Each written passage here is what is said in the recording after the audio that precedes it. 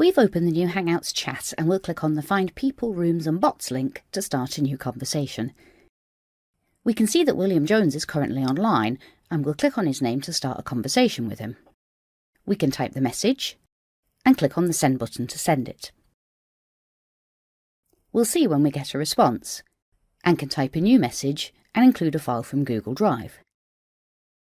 Again, click on Send to send the message and file link. All participants of the conversation can click on the file to open it in Google Drive.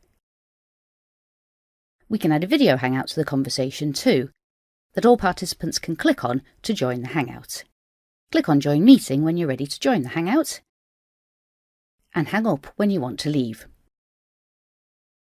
As well as using chat for direct messages, you can create chat rooms that members can view and post in at any time.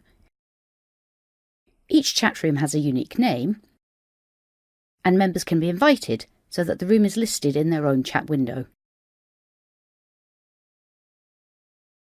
You can start a new conversation in the room that other members can reply to. You can share files and start video hangouts from a chat room too. You can control your notification settings too, so that you're only informed of new information when you want to be. All content in the chat room is saved, so you can visit the room at any time to catch up on all discussions. Thank you for watching. Contact us at Ancoris if you want to know more about G Suite.